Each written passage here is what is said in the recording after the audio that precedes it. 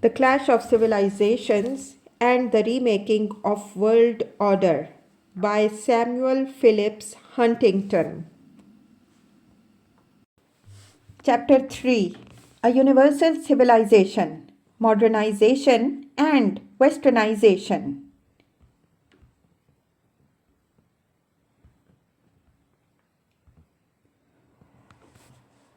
Religion. A universal religion is only slightly more likely to emerge than is a universal language. The late 20th century has seen a global resurgence of religions around the world. That resurgence has involved the intensification of religious consciousness and the rise of fundamentalist movements. It has thus reinforced the differences among religions. It has not necessarily involved significant shifts in the proportions of the world's population adhering to different religions. The data available on religious adherents are even more fragmentary and unreliable than the data available on language speakers. Table 3.3 sets out figures derived from one widely used source. These and other data suggest that the relative numerical strength of religions around the world has not changed dramatically in this century. The largest change recorded by this source was the increase in the proportion of people classified as non-religious and atheists from 0.2% in 1900 to 20.9% in 1980. Conceivably, this could reflect a major shift away from religion, and in 1980, the religious resurgence was just gathering steam. Yet this 20.7% increase in non-believers is closely matched by a 19% decrease in those classified as adherents of Chinese folk religions from 23.5% in 1900 to 4.5% in 1980. These virtually equal increases and decreases suggest that with the advent of communism, the bulk of China's population was simply reclassified from folk religionist to a non-believing. The data do show increases in the proportions of the world population adhering to the two major proselytizing religions, Islam and Christianity, over 80 years. Western Christians were estimated at 26.9% of the world's population in 1900 and 30% in 1980. Muslims increased more dramatically from 12.4% in 1900 to 16.5%, or by other estimates 18% in 1980. During the last decades of the 20th century, both Islam and Christianity significantly expanded their numbers in Africa, and a major shift towards Christianity occurred in South Korea. In rapidly modernizing societies, if the traditional religion is unavailable to adapt to the requirements of modernization, the potential exists for the spread of Western Christianity and Islam. In these societies, the more successful protagonists of Western culture are not neoclassical economists or crusading democrats or multinational corporation executives. They are and most likely will continue to be Christian missionaries. Neither Adam Smith nor Thomas Jefferson will meet the psychological, emotional, moral, and social needs of urban migrants and first-generation secondary school graduates. Jesus Christ may not meet them either, but he is likely to have a better chance. In the long run, however, Muhammad wins out. Christianity spreads primarily by conversion, Islam by conversion and reproduction. The percentage of Christians in the world peaked at about 30% in the 1980s, leveled off, is now declining, and will probably approximate about 25% of the world's population by 2025. As a result of their extremely high rates of population growth, the proportion of Muslims in the world will continue to increase dramatically, amounting to 20% of the world's population about the turn of the century, surpassing the number of Christians some years later, and probably accounting for about 30% of the world's population by 2025. Universal civilization sources. The concept of a universal civilization is a distinctive product of Western civilization. In the 19th century, the idea of the white man's burden helped justify the extension of Western political and economic domination over non-Western societies. At the end of the 20th century, the concept of a universal civilization helps justify Western cultural dominance of other societies and the need for those societies to ape Western practices and institutions. Universalism is the ideology of the West for confrontations with non-Western cultures, as is often the case with marginals and converts. Among the most enthusiastic proponents of the single civilization idea are intellectual migrants to the West, such as Naipaul and Fawad Ajami, for whom the concept provides a highly satisfying answer to the central question, who am I? White man's nigger, however, is the term one Arab intellectual applied to these migrants, and the idea of a universal civilization finds little support in other civilizations. The non-Wests see as Western what the West sees as universal. What Westerners herald as benign global integration, such as the proliferation of worldwide media, non-Westerners denounce as nefarious Western imperialism. To the extent that non-Westerners see the world as one, they see it as a threat. The arguments that some sort of universal civilization is emerging rest on one or more of three assumptions as to why this should be the case. First, there is the assumption discussed in Chapter 1 that the collapse of Soviet communism meant the end of history and the universal victory of liberal democracy throughout the world. This argument suffers from the single alternative fallacy. It is rooted in the Cold War perspective that the only alternative to communism is liberal democracy, and that the demise of the first produces the universality of the second.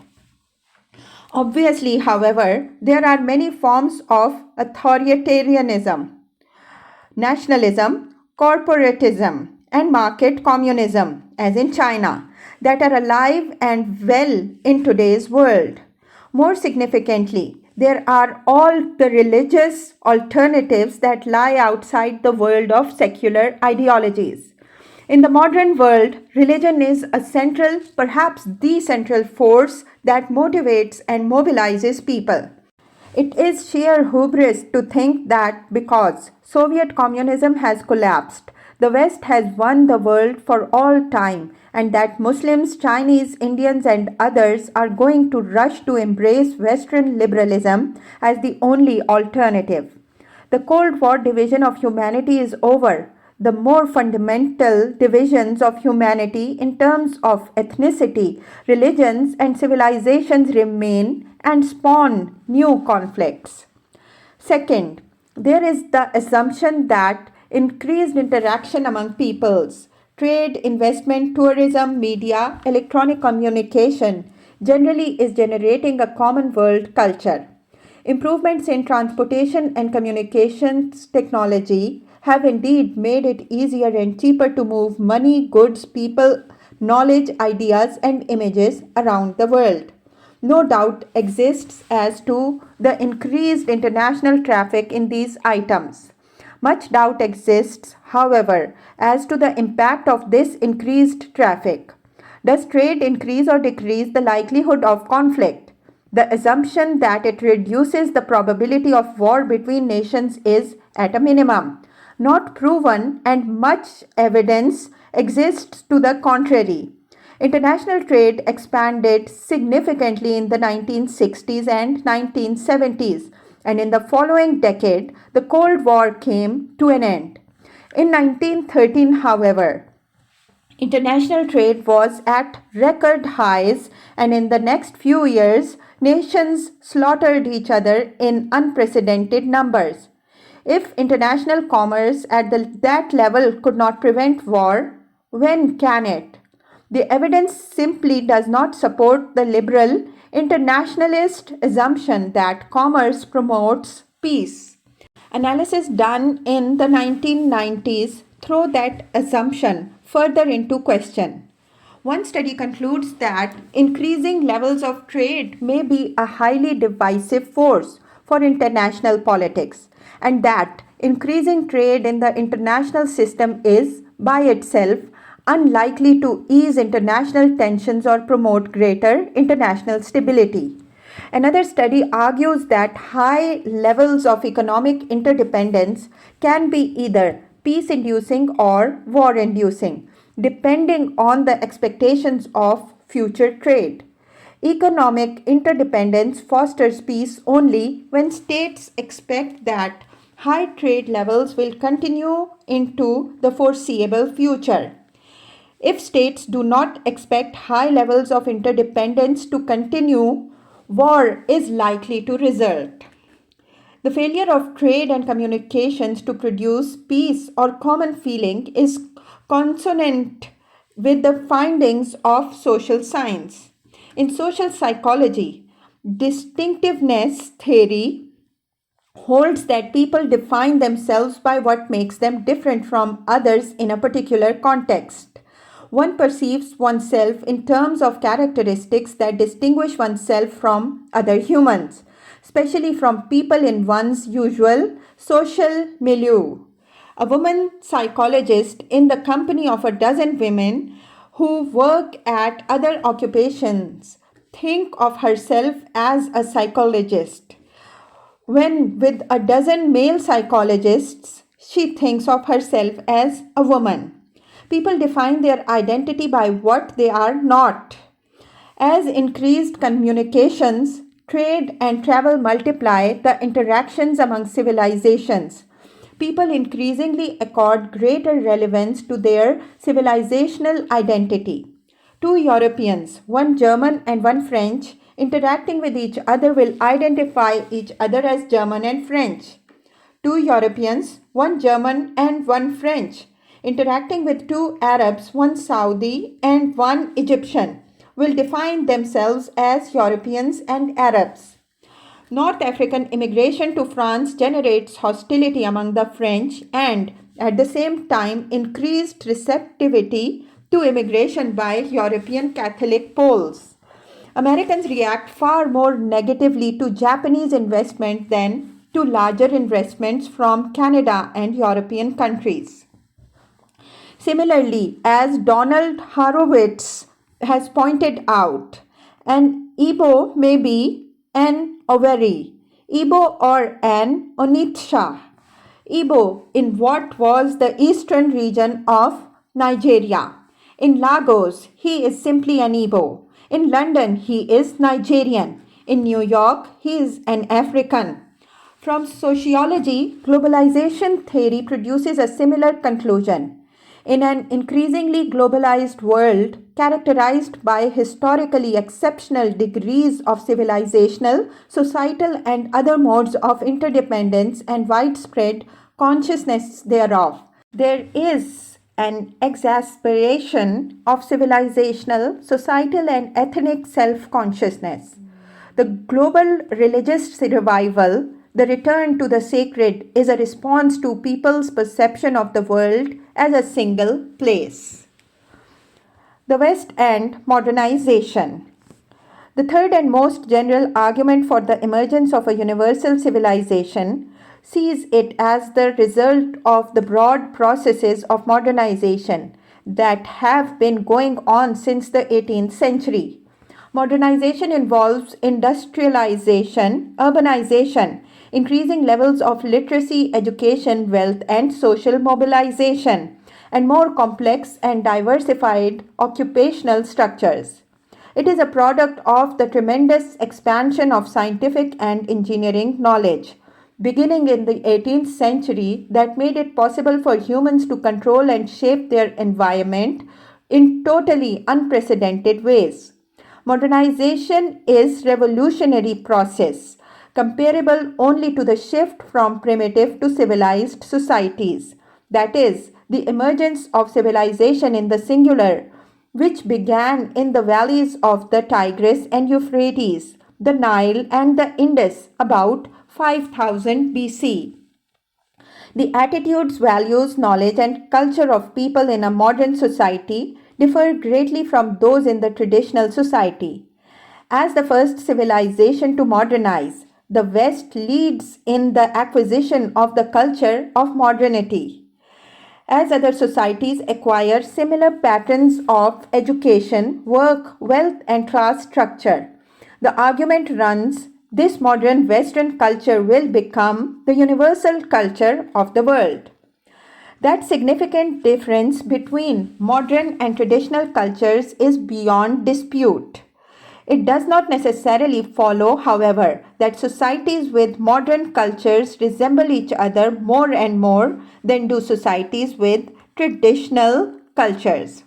Obviously, a world in which some societies are highly modern and others still traditional will be less homogeneous than a world in which all societies are at comparable high levels of modernity. But what about a world in which all societies are traditional? This world existed a few hundred years ago. Was it any less homogeneous than a future world of universal modernity is likely to be? Possibly not. Ming China was assuredly close to the France of the Velos, Brodel argues, than the China of Mao Zedong is to the France of the Fifth Republic. Yet modern societies could resemble each other more than do traditional societies for two reasons.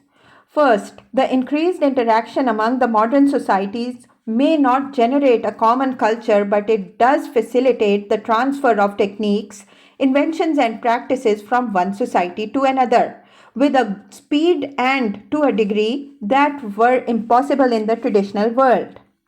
Second, traditional society was based on agriculture. Modern society is based on industry, which may evolve from handicrafts to classic heavy industry to knowledge based industry. Patterns of agriculture and the social structure which goes with them are much more dependent on the natural environment than are patterns of industry. They vary with soil and climate and thus may give rise to different forms of land ownership, social structure, and government. Whatever the overall merits of Wittfogel's hydraulic civilization thesis, agriculture, dependent on the construction and operation of massive irrigation systems, does foster the emergence of centralized and bureaucratic political authorities. It could hardly be otherwise. Rich soil and good climate are likely to encourage development of large-scale plantation agriculture and a consequent social structure involving a small class of wealthy landowners and a large class of peasant slaves or serfs who work the plantations. Conditions inhospitable to large-scale agriculture may encourage emergence of a society of independent farmers. In agricultural societies, in short, social structure is shaped by geography. Industry, in contrast, is much less dependent on the local natural environment.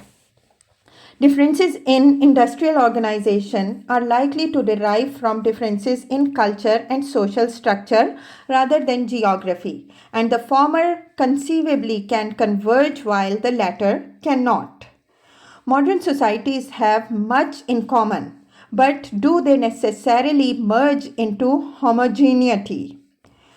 The argument that they do rests on the assumption that modern society must approximate a single type, the Western type, that modern civilization is Western civilization and that Western civilization is modern civilization.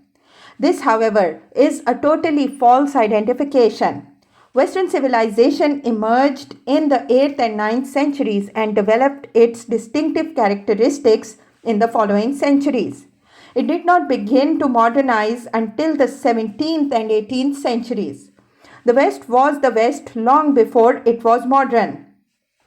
The central characteristics of the West, those which distinguish it from other civilization, antedate the modernization of the West.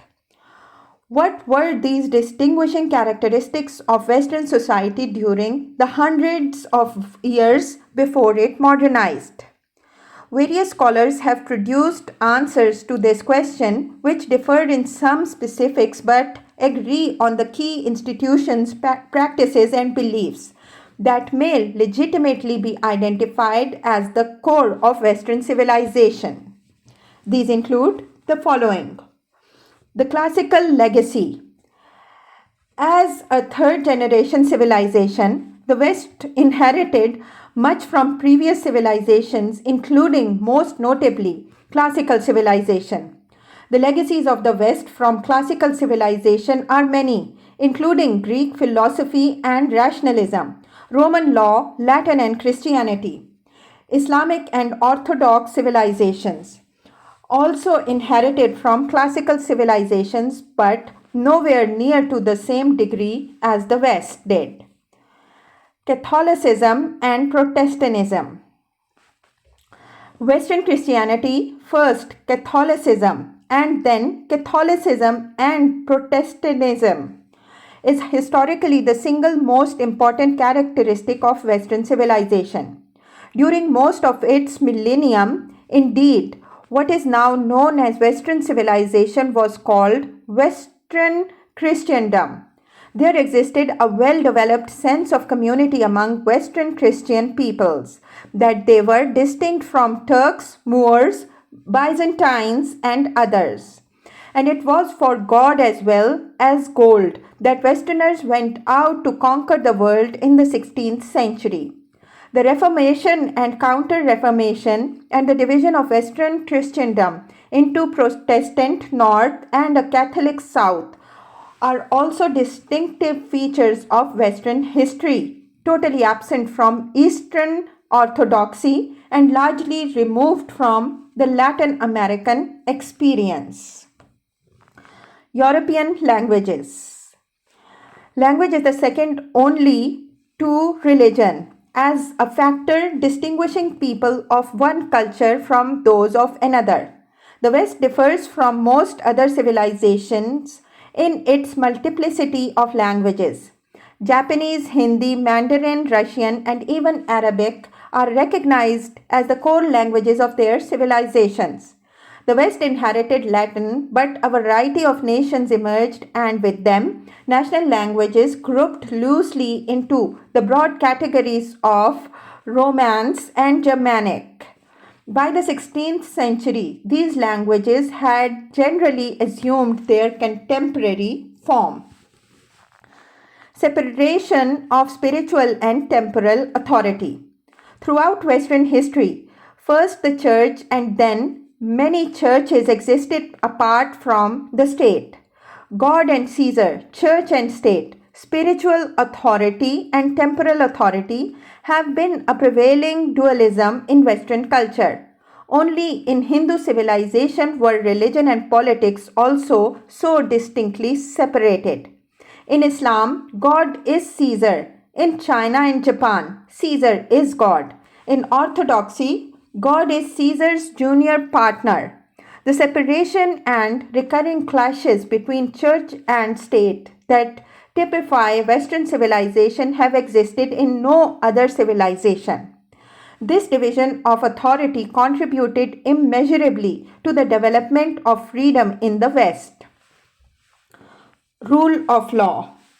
The concept of the centrality of law to civilized existence was inherited from the Romans. Medieval thinkers elaborated the idea of natural law according to which Monarchs were supposed to exercise their power, and a common law tradition developed in England.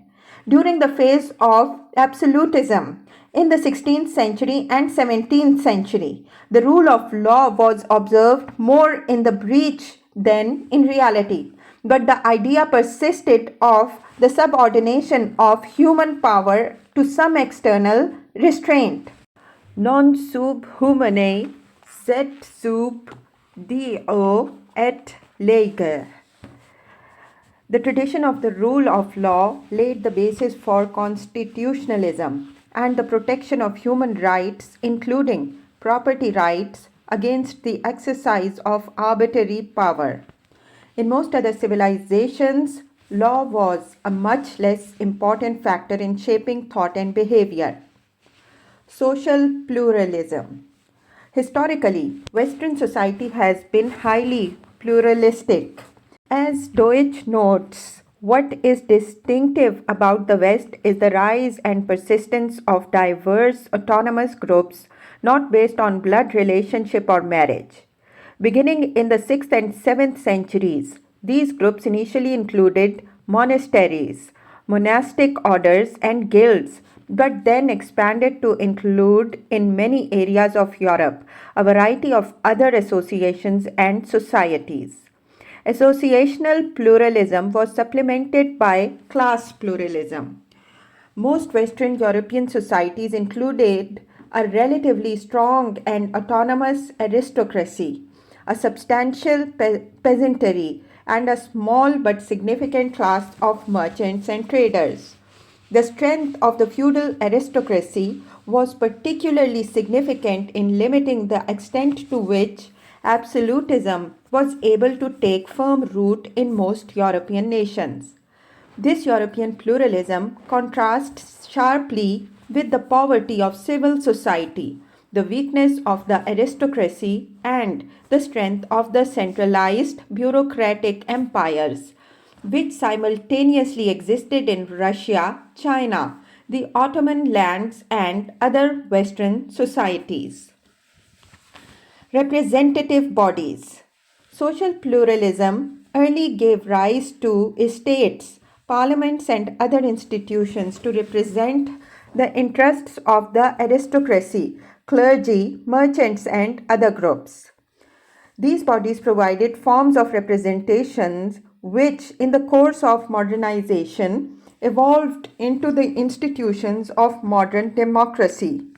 In some instances, the bodies were abolished or their powers were greatly limited during the period of absolutism. Even when that happened, however, they could, as in France, be resurrected to provide a vehicle for expanded political participation. No other contemporary civilization has a comparable heritage of representative bodies, stretching back for a millennium.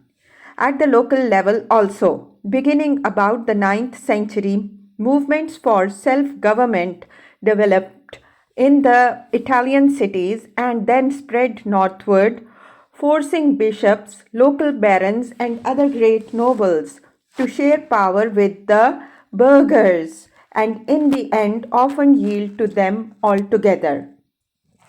Representation at the national level was thus supplemented by a measure of autonomy at the local level, not duplicated in other regions of the world.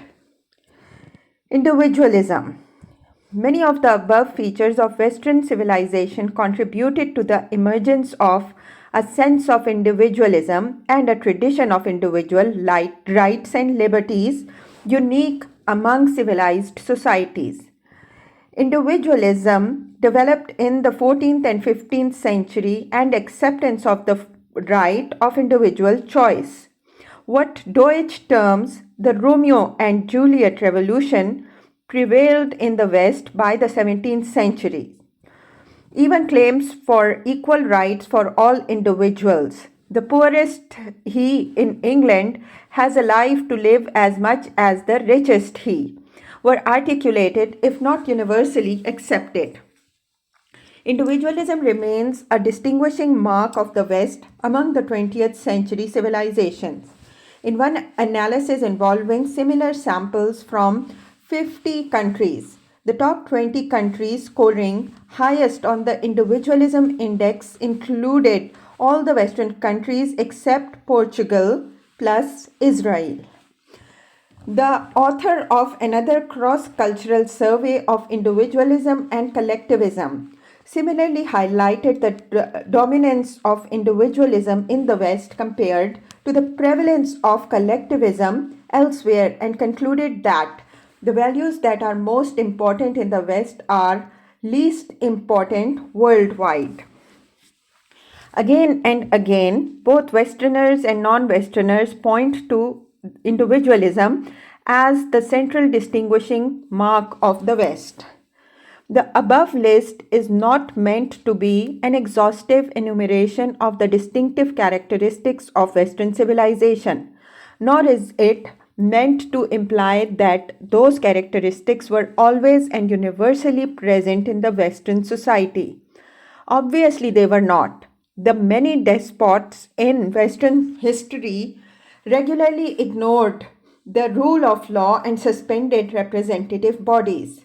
Nor is it meant to suggest that none of these characteristics appeared in other civilizations. Obviously, they do. The Quran and the Sharia constitute basic law for Islamic societies. Japan and India had class systems paralleling that of the West, and perhaps as a result are the only two major non-Western societies to sustain democratic governments for any length of time. Individually, almost none of these factors was unique to the West. The combination of them was, however, and this is what gave the West its distinctive quality. These concepts, practices, and institutions simply have been more prevalent in the West than in other civilizations. They form at least part of the essential continuing core of Western civilization. They are what the Western, but not modern, about the West. They are also in large part the factors which enabled the West to take the lead in modernizing itself and the world.